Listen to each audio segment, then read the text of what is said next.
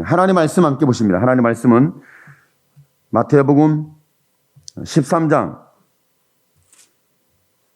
마태복음 13장 44절, 45절, 46절 말씀까지 보시도록 합니다.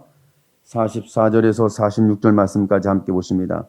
천국은 마치 밭에 감춘 보화와 같으니 사람이 이를 발견한 후 숨겨두고 기뻐하여 돌아가서 자기의 소유를 다 팔아 그 밭을 사느니라. 또 천국은 마치 좋은 진주를 구하는 장사와 같으니 극히 값진 진주 하나를 만남에 가서 자기의 소유를 다 팔아 그 진주를 샀느니라. 아멘. 천국은 마치 밭에 감춘 보화 같다. 근데 사람이 이것을 발견을 했어요. 그리고는 발견한 후에 숨겨두고 기뻐가지고 어쩔 줄 몰라 돌아가가지고 자기의 모든 소유를 다 정리를 해가지고 그 밭을 사들였다. 이렇게 말씀하고 있죠. 신앙생활을 하다 보면 이 말씀이 천국이 과연 천국을 어디서 발견하고 어디서 우리가 확신을 얻을 수 있을까? 물론 세상에서 천국을 찾아줄 수 있을까? 아니면 성경에서 천국을 찾을 수 있을까? 여러분은 신앙생활하면 천국을 찾는 것을 성경에서 발견해낼 수 있습니까? 아니면 내 삶의 일반적 삶에서 천국을 발견해낼 수 있습니까? 시작은 성경에서 발견해내는 겁니다. 성경에 하나님의 나라 천국은 감춰져 있는 거예요. 감춰져 있는데 드러나는 거죠. 세상에서는 과연 천국이란 걸 발견할 수 있을까? 성경에서 말하는 천국은 어찌 보면 세상과 연결되거든요. 세상과 연결되지 않으면 성경의 말씀은 이 또한 약해져요.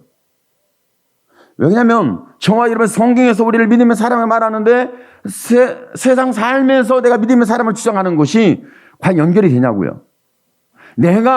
나는 믿음의 사람이에요 주장을 하지만 세상 사람들은 우리를 역시 당신은 하나님의 사람입니다 이렇게 말을 해주나요? 인정을 해주나요? 여러분 묻습니다. 여러분은 세상 사람들이 여러분을 하나님의 사람이라고 인정도 해주고 존중도 해주고 여러분을 그렇게 지목을 해줍니까? 아니면 저와 여러분이 하나님의 사람이라는 사실을 거부하고 있습니까? 지금은 예수 믿는 사람들이 하나님의 사람이라는 사실에 대한 이 진리를 안 받아들이죠. 성경은 부활하다고 그랬는데 부활을 발견해야 되겠는데 과연 성경에서 부활을 내가 찾아낼 것인지 내 삶에서 부활을 찾아낼 것인지 그러니까 여러분 부활은 무엇인지 내가 내 삶의 모든 것을 희생해서 값주고 사낼 부활은 성경에 있느냐 내 삶에 있느냐 어디에 있죠?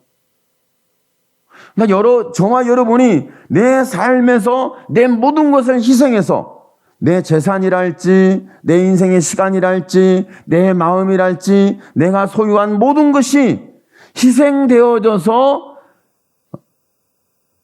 얻어질 수 있는 헌신을 통해서 얻어질 수 있는 보화가 뭔지 이걸 성경에서 찾는다 아니면 교회에서 신앙생활을 찾는다 아니면 내 삶 속에 찾는다 여러 가지 의견들이 있겠죠. 근데 이 보화는 출발은 성경에서 찾을 수 있습니다. 그렇지만 이 보화는 내가 세상에서 보화를 찾아내지 못하지만 이 보화를 빼앗기지 않고 유지는 해갈 수 있죠. 세상에서는 이 보화를 계속 뺏어갑니다. 발견해갖고 이것이 보화입니다. 드러내주지는 않아요. 성경에서는 계속해서 저와 여러분에게 보화는 이것이 당신에게 있어서 보화다고 분명히 인정을 하고 분명히 얘기를 하고 알려줄 거예요. 근데 그것도 보석이 그 보화가 내가 지금 가치 있다고 여기는 게 무엇인지 그러니까 이렇게 묻겠습니다. 여러분 신앙생활에서 그러니까 성경을 기준으로 해서 내 신앙생활인데 내 신앙생활에서 가장 가치 있다는 게 뭐예요? 여러분의 인생 전체를 내가 희생해서도 괜찮아. 그리고 이 부활을 소유만 할 수 있으면, 내가 헌신을 갖추고 살 수만 있으면 이 부활은 성경에서든 내 삶에서든 내가 찾아내고 말겠어. 난 소유하고 말 거야. 이런 대단한 결단을 통해서 출발할 수 있을까요? 그러니까 삶에서 찾아내는, 성경에 찾아내는, 신앙생활 속에서 찾아내는 부분 속에서 우리는 종교적 행위를 통해 찾아내는데, 이 종교적 행위가 바로 기도입니다. 기도는 그냥 종교적으로 어떤 목적을 내가 이루고 목적을 달성하고 목적을 성취하는 것이 기도죠. 내가 필요한 걸 채우는 거죠. 필요한 걸 내가 하나님으로부터 공급받는 것이에요. 그래 기도하는 거 아니겠어요? 물론 일반적으로 기도는 맞습니다. 그런데 오늘 말씀의 기준을 본다면 저와 여러분이 성경에서 말하는 보화가 무엇인지, 그리고 내 삶에서 내가 보화를 뭐라고 생각하고 있는지, 이것을 찾아내고 내 모든 인생과 시간과 내 경제적 가치를 거기에 희생해서라도 이 보화는 내 것으로 만들고 말겠어. 그런다면 보화라는 정의를 정확히 내려야 됩니다. 보화를 알아야 되죠. 이 보화가 살면서 바뀌어요. 친구들이, 어렸을 때는 친구들이 최고예요. 모든 거예요. 아주 어렸을 때는 엄마가 최고예요. 엄마가 모든 거예요. 좀 성장하면서 야, 엄마가 좋아, 아빠가 좋아, 뭐 이렇게 이제 접근을 하죠. 그럼 애들이 맨 처음에는 엄마 했다가 아빠 눈치가 보이니까 엄마, 아빠. 이렇게. 영특한 애들은 엄마, 아빠 해가지고 가죠. 맨 처음에는 엄마. 나중에는 이제 엄마, 아빠. 이렇게 가죠. 이렇게 가다가 이 기간이 오래 가지 않습니다. 친구 만나고 친구를 알게 되면 그때부터 친구를 위해서 목숨을 걸어요. 그렇죠. 친구를 위해서 목숨을 거는 거예요. 친구가 최고예요. 그때는 이제 엄마 아빠가 야 어디 가자 그러면 어렸을 때는 안 데리고 간다고 때렸었거든요. 그런데 데리고 간다면 짜증을 부려요. 그 시기가 옵니다. 지금은 애들이 어리면 안 데리고 간다고 막 난리를 쳐요. 아주 짜증을 부리고 고집을 부리고 엄마 아빠 마음을 막 상하게 만들죠. 좀 떨어지는데 안 떨어지니까. 나중에는 같이 가자 그러면 안 간다 그럽니다. 같이 가자. 안 가요. 내비두라는 거예요. 이런 상황이 돼요. 그런 것처럼 이제 어렸을 때부터 가장 내게 있어서 최고의 모든 것이 뭐냐면 부모일 수 있어요. 엄마일 수 있어요. 나중에 친구로 바뀌어요. 좀 더 성장하면 친구도 어느 정도 거리가 생깁니다. 내가 모든 것이라고 하는, 내가 희생을 통해서 내가 소유하고 싶고 유지하고 싶고 내가 붙들고 함께하고 싶은 뭔가 있지 않습니까? 이제 부활을 과연 내가 신앙적으로 부활을 발견한 사람인지, 부활을 찾고 있는지, 아니면 부활을 내 인생의 보석, 보물. 물론 제가 저희 전화번호에 저장을 하잖아요. 아이들을 전화번호에 저장을 했어요. 전화번호. 그러면 애들 이름을 써야 할 거 아니에요. 저는 애들 이름을 안 썼어요. 뭐 보니까 단순하더라고요. 첫째, 둘째, 셋째, 뭐 이렇게 딸, 아들, 뭐 이런 식으로 하잖아요. 그리고 남편, 뭐 아내, 뭐 이렇게 간단하게 전화번호 저장을 하더라고요. 근데 제가 이제 전화번호 저장을 하면서 자꾸 바뀌었어요. 제가 전화번호를 목사님들하고 같이 대화하다가 전화를 하는데 전화를 딱 뜨는데 나의 심장이 떴어요. 그러니까 심장이 뭐예요? 누구예요? 말하는 거예요. 아니 목사님 심장이 2개예요? 심장이 어디? 심장이 누구예요? 묻는 거예요. 내 심장이요? 궁금하죠? 누굴 것 같아요? 그러니까 이제 저는 이제 심장을 누구라고 했냐면 제 큰애를 제 심장이라고 써놨어요. 나의 심장이라고 써놨어요. 그 왜 심장이라고 써놨어요? 내 심장을 뛰게 하는 놈. 뭔 일이 있으면 달려가야 하는 놈. 심장이 뛰어야 돼. 그죠? 심장 과속이 빨라지는 거죠. 뭔 일이 있으면 뛰어가야 돼. 그리고 뭔 일이 내 심장이 뛰게 만드는 놈 해서 나의 심장이라고 제가 적어놨어요. 둘째는 또 다르고 셋째는 또 달라요. 사모님은 또 달라요. 다 이렇게 해놨어요. 그러니까 이렇게 해놨는데 그걸 목사님들이 보면서 바꾸더라고. 뭐 남편, 아내, 뭐 큰애, 작은애, 셋째, 넷째, 뭐 어쩌고 다 적어놓은 걸 막 수정하기 시작해요. 제가 해놓은 걸 보면서. 그러면 제가 설명을 해줬죠. 왜 내가 심장이라고 했고 왜 이렇게 다른 어떤 부분을 가지고 했느냐. 왜? 심장이다. 내 보석이다. 심장 같은 보석이다. 제가 이렇게 표현을 하는 거죠. 제가 이제 표현하고 있는 거예요. 근데 하나님, 그러면 이와 같은 부분 속에 있는데, 그러면 과연 저와 여러분이 보석이라고, 보화라고 하는 그 가치, 내 모든 것이라고 하는 가치를 부여할 수 있는 신앙적인 보화가 무엇인지, 그리고 내 삶 속에서 보화가 무엇인지, 분명히 뭐가 있어요.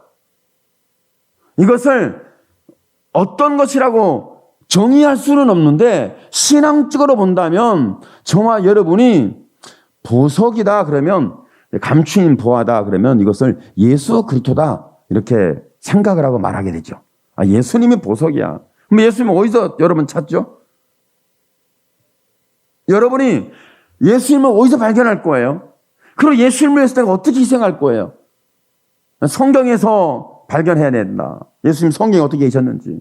그러면 성경에 계신 예수님이 내 삶 속에 계시지 않으면 또 의미가 없거든요. 성경 속에서 만났던 예수 그리스도라면 내 삶 속에서 만나야 되고 성경 속에 계신 하나님이라면 내 삶 속에서 그분이 계셔야 되거든요. 대부분의 성경 속에 하나님이 계신 건 다 믿습니다. 그런데 내 삶 속에 계신 하나님은 잘 믿는 것처럼 포장만 했을 뿐이지 믿질 않아요. 그런 분이 많잖아요.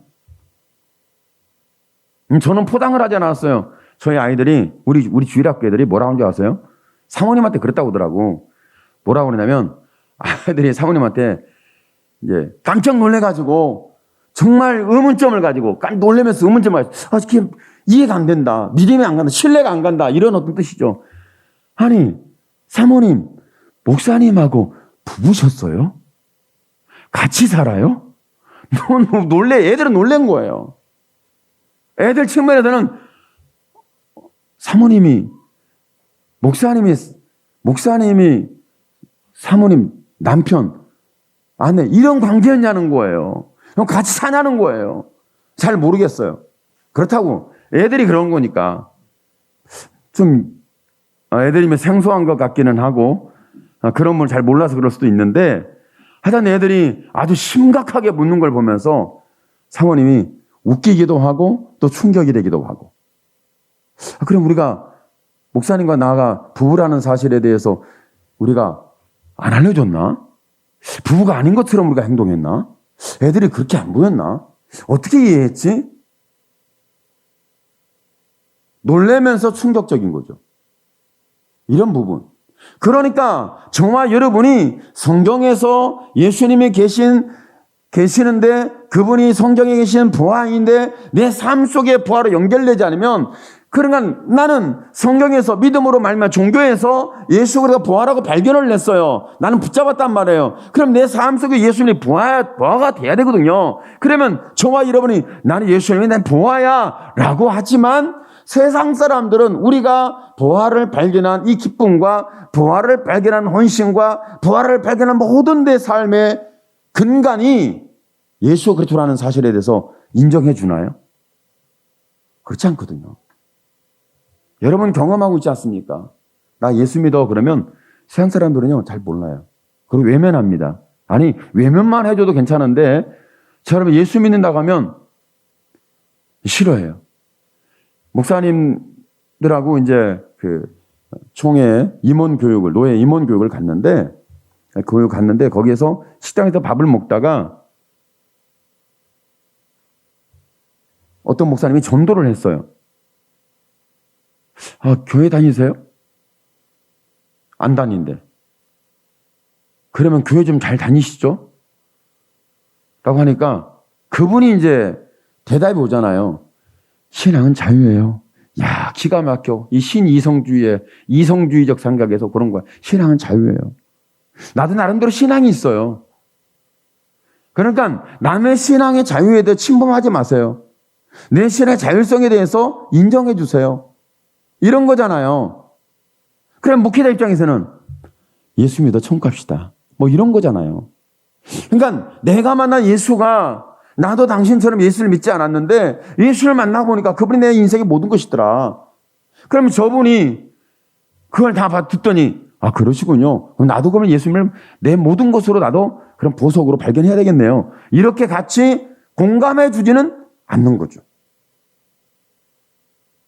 마치 서로 신앙생활 하면서 여러분이 함께 부부가 됐던 가족관계가 됐던 부모와 자식관계가 됐던 내가 만난 예수 그리스도에 대해서 내가 부활하고 발견한 예수님에 대해서 내가 이 헌신하고 내 인생의 삶의 모든 것이 바로 내 기쁨이 되고 내 삶의 이유가 되고 삶의 표대가 되고 삶의 가치가 되는 부활가 바로 예수다. 이렇게 나눈 얘기할 수 있지만 일반적으로 사람들은 그런 부분들을 그렇군요. 이렇게 따뜻하게 받아주진 않아요. 오해를 하죠. 그러니까 우리 주일학교 애들이 참 영특해요. 난 주일학교 애들이 참 영특한 것 같아. 갑자기 질문을 한번 하면 부부였어요? 맞아요? 어떻게 이해를 하고 받아들이죠? 목사님하고 사모님하고 부부라는 걸 어떻게 이해하죠? 지금 받아들일 수가 없는 거예요. 애들은 굉장히 신선한 충격 속에 빠져 있는 거죠. 그것만 있는 게 아니에요. 애들이 지금 질문이 막 생겨요. 계속 질문이 가면 갈수록 이제 주일학교 애들이 질문을 자꾸 해요. 오늘은 교회 오자마자 애들이 어느 한 애가 제 손을 다 잡고 하더니 저 손을 막 자꾸 이끌고 가는 거예요. 저는 애들이 손을 입고 가면 따라가거든요. 가는데 손을 입고 하더니 어디에 저를 데리고 가냐면 심어놓은 방울토마토. 여기에 저를 다 끌고 가더라고. 그러더니 방울토마토가 이렇게 잘 심어져 있잖아요. 심어져 있는데 거기에 지금 방울토마토 몇 개가 열렸어요. 꽃도 피어 있고. 그러니까 이 방울토마토가 바로 내 소유다. 내 것이다. 이거 봐라. 열매가 맺혔다. 키가 크다. 너무 좋다. 저한테 이제 설명을 안 하는데 가르치면서 저는 왜 왔는지 토마토가 저는 몰라 영문을 모르는 거예요. 근데 그러니까 아이는 지금 뭐예요? 이 토마토가 그 아이의 온 마음을 잡고 있는 거예요. 너무 행복한 거예요. 너무 좋은 거예요. 그러니까 그리고 이 토마토가 자기가 심었고 이 토마토는 누구 거라는 거예요? 자기 거라는 거예요. 근데 자기 거에 열매가 이렇게 맺었다는 거예요. 꽃도 폈다는 거예요. 저한테 알려주는 거예요. 저한테 설명하는 거예요. 그만큼 아이에게는 이 토마토가 굉장히 가치 있는 거거든. 저번 주에는 토마토가 하나가 줄기가 하나 꺾였어요. 그 다음에 다른 토마토는 꽃이 피고 열매 맺었는데 꽃도 안 피고 열매도 안 맺었어. 그러니까 좀 화가 난 거야. 나름. 근데 표현을 이렇게 나 화났다 이렇게 표현을 하더라고. 표현을 이렇게 해요. 화났다 이렇게 표현을 해요. 표현을 해놓고 그냥 이렇게 마음이 쓰니까 또 사모님은 그러면 안 심은 애들도 있으니까 이걸 좀 더 몇 개씩 갖다 사다가 심어 놓자. 그러니까 또 몇 그루를 사다가 또 심어 놓더라고요. 그 설명을 또 하겠죠. 그러니까 지금 방울토마토야 많죠. 여기만 있겠습니까? 묘목을 파는 데 가면 많습니다. 또 각자 심은 방울토마토가 많습니다. 방울토마토를 통해서 경제 효과를 만들어내는 농부의 입장에서는요, 또 어마어마하게 많이 심어 재배를 해놨거든요. 그런데 자기가 소유한 어린 마음의 그 토마토는 정말 모든 거예요. 그리고 가치가 있는 거예요. 이걸 누구한테 자랑하고 싶고 알리고 싶고 드러내고 싶고 그러면서 내 것이라고 말하는 이런 부분이 있더라고요. 그러면서 그렇구나. 여러분, 여러분의 삶에서 나는 보석이고 내 삶에서 가장 가치 있는 것이라면 여러분이 자랑할 거예요. 여러분이 자꾸 표현을 할 거예요. 여러분이 자꾸 알릴 거예요. 내 소유라고, 내 것이라고, 이렇게 보라고, 이렇게 이런 모습이라고, 내가 이렇게 만들었다고, 이렇게 관리하고 있다고, 아마 그걸 막 자랑하지 않겠습니까? 이것은 신앙적인 부분에 우리가 연결시켜서 생각한다면, 저와 여러분은 성경에서 내가 보화를 발견했던, 내 삶 속의 보화를 발견했던 발견된 보화와 이 부분이 여러분의 어떤 삶의 가치, 신앙의 가치, 그리고 이것을 누구한테 자랑하고 싶고 드러내고 싶고 내 것이라고, 내 소유고, 어떻게 이것을 관리했다고 말하면서 얼마나 멋있는지 보라고, 내가 희생했다고, 내가 값을 치렀다고 뭐 이렇게 말할 수 있는 부분이 되지 않습니까? 근데 여기에서 이제 말씀을 통해 본다면 그렇습니다.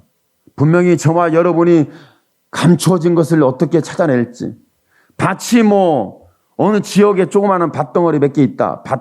밭이 하나, 둘, 셋, 몇 개, 네 개, 뭐 세어보니까 몇 개 있어. 여기에 보석이 감춰있는 밭이 있어.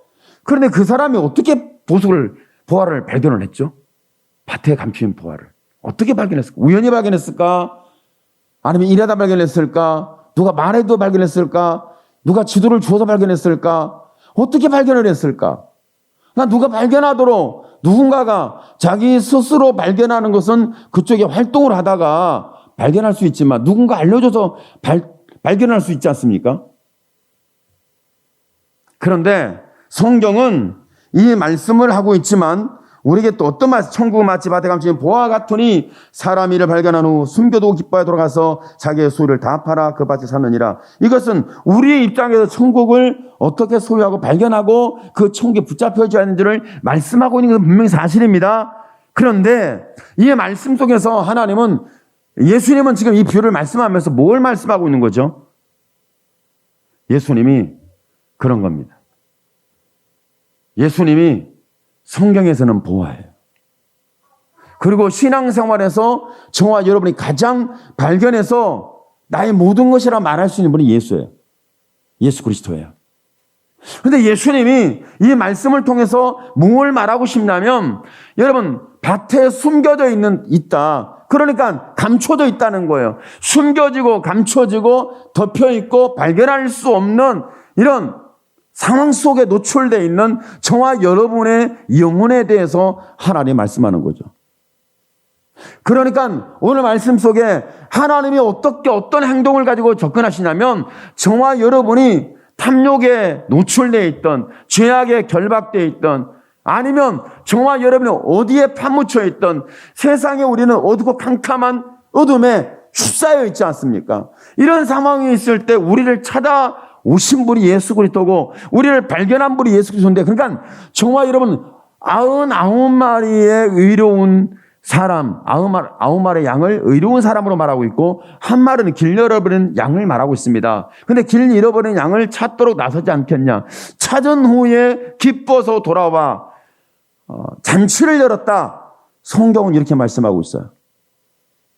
그러니까 저와 여러분이 이렇게, 우리는 나 자신을 봤을 때 내가 하나님 편에 봤을 때 나는 보화입니까? 죄인입니까? 하나님 나를 보신다면, 내 양심을 보신다면, 내 삶을 보신다면, 내 신앙을 보신다면, 내 삶의 가치를 하나님이 보신다면 어떻게 보실 것인가? 그렇습니다. 우리는 이미 죄악에 감춰져 덮여져 있어요. 우리는 하나님의 눈에 발견하지 못할 정도로 세상에 이미 매몰되어 있는 거예요. 그런데 이런 매몰되어 있는 저와 여러분을 찾아오신 분이 예수 그리스도라고 말씀하고 있어요. 그러니까 예수님이 우리를 발견하시고 나서는, 저와 여러분 발견하시고 나서는, 그래 이제 천국 가자. 내가 너는 천국 줬다. 가자. 뭐 이렇게 단순한 얘기입니다. 단순한 말씀인데 과정과 사실적 진리는 너무 큰 차이가 납니다. 나는 천국 가도록 하나님께서 선택해 주셨지, 찾아왔지, 날 불러줬지, 나는 하나님의 사람이야, 천국 간다고. 우리는 단순하게 생각하지만, 그렇지만 저와 여러분을 찾아내는 과정에서는 엄청난 많은 과정이 숨겨져 있다는 거예요. 하나님이 나를 찾아내시는 과정.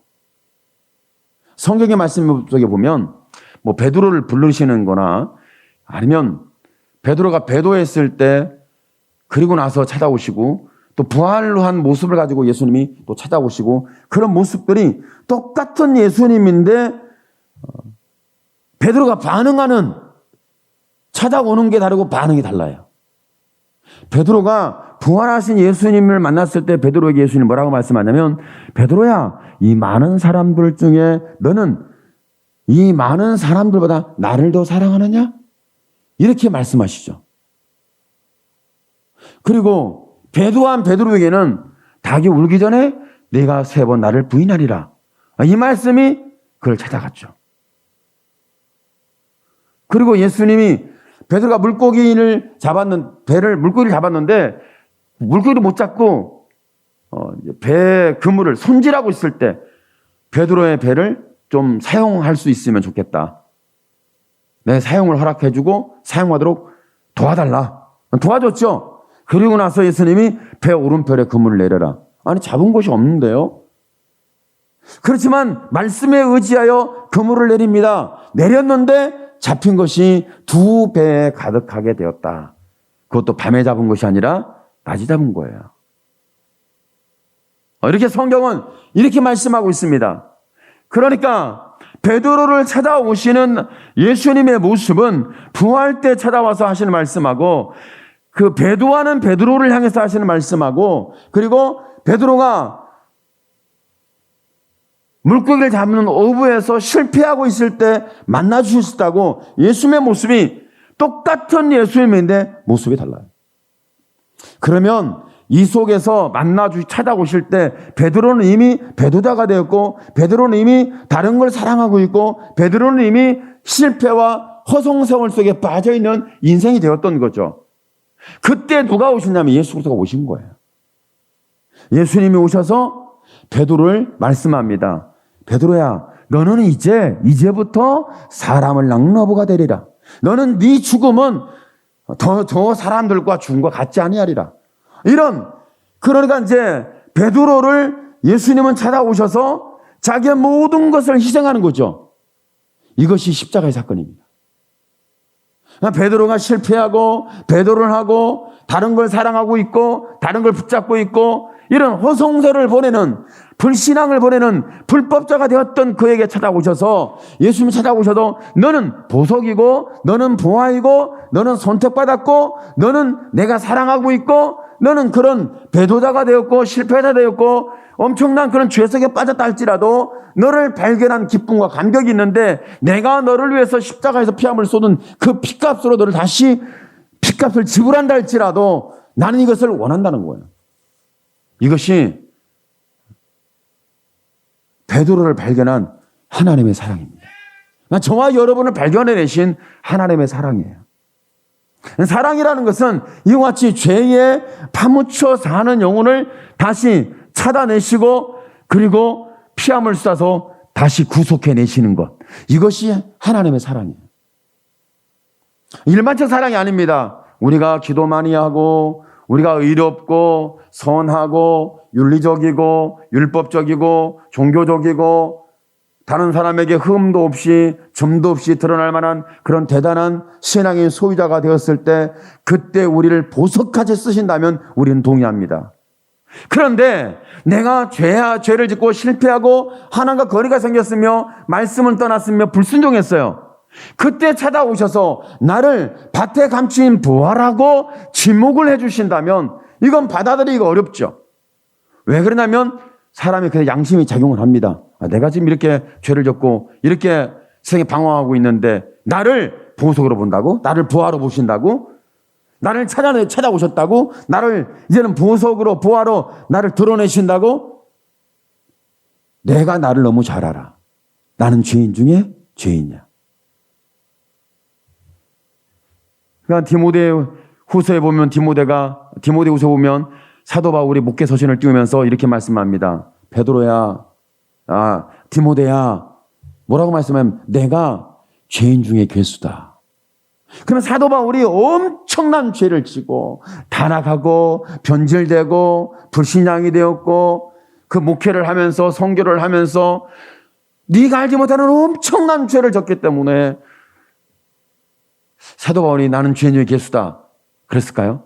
실상은요, 여러분, 그렇게 사역자가 되었던, 목회자가 되었던, 아니면 직분자가 되었던, 하나님의 일을 한다고 하는 어떤 부분 속에서 엄청난 죄를 지은 사람이 있잖아요. 죄를 짓고 있어요. 죄를 졌고 죄를 짓고 있어요. 그런데 그 죄에 대해서 이런 부분은 잘못된 부분입니다. 이런 부분은 고쳐야 할 부분입니다. 그렇게 하시면 안 되는데요. 왜 그렇게 하셨어요? 행동하는 게 다르고 말이 달라요. 말을 안 하신다고 했지 않습니까? 이제 행동을 좀 적절하게 한다고 했지 않습니까? 다시는 그런 죄와 그런 행동을 하지 않겠다고 다짐을 해 주셨지 않습니까? 라고 했는데 그런 말을 하면 그랬죠. 맞죠. 죄송해요. 내가 그런 죄인 중에 죄인이에요. 괴수예요. 참 내가 죄에 끌려 살았고 그런 죄를 짓고 살았고 나는 그런 죄인입니다. 용서해 주세요. 여러분, 예수 믿는 사람들 중에서 나를 용서해 주세요. 미안해요. 고맙습니다. 이렇게 자기 자신의 모습이 드러났을 때 그렇게 고백할 줄 아는 사람은 거의 없어요. 거의 없습니다. 제가 사역을 하면 찾아보고 대화를 해보고 만나보고 같이 밥도 먹고 차도 마시고 신앙적 대화를 해보는데 도대체 잘 대화가 안 돼요. 그런 부분을 제가 많이 경험하고 있거든요. 그런데 사도 바울이 나는 죄인 중에 괴수입니다. 이런 말을 하면 디모데가 바울 선생님, 내가 듣자니 죄 됐다고 하더라고요. 무슨 죄를 졌습니까? 그 죄 지면 안 되죠. 그럼 나를 목회자로 만드셨고 아버지 같은 목사님이 그러면 되겠습니까? 당신은 내 아버지 아닙니까? 육적으로는 아니라 할지라도 신앙적으로는 당신이 내 아버지예요. 내가 목회자가 된 건 당신 때문에 된 거 아닙니까? 디모데가 목회서신을 읽고 얘기를 하고 그러니까 사도 바울이 디모데야 나는 죄인 중에 괴수란다 이런 말을 한 게 아니라는 거죠. 그게 아니고 자기 자신이 예수 그리스도께 발견된 순간부터 예수를 만난 순간부터 예수님이 자기를 위해서 십자가 피함을 쏟으신 사건을 경험한 순간부터 자기는 죄를 씻을 수 없는 씻길 수 없는 용서받을 수 없는 죄에서 이탈될 수 없는 죄를 포기할 수도 없는 이런 죄인 중에 가장 큰 죄인이었던 거죠. 지금 죄를 져서가 아니라 예수님을 만나고 그분이 나를 찾아오셔서 나를 위해서 피함을 쏟으셨다는 십자가의 사랑을 경험하고 감동하고 그 사랑에 붙잡히면 붙잡힐수록 베드로가 경험했던 것은 나는 죄인 중에 괴수입니다. 사도 바울이 경험했던 것은 나는 죄인 중에 괴수입니다. 이 말을 했던 거예요. 이것은 디모데가 뭘 가리키고 이런 죄가 있다고 합디다. 그런 죄를 졌습니다. 빨리 실토하세요. 없는 것 죄인이 아닌 것처럼 그러지 마세요. 이렇게 접근해서 한 게 아니에요.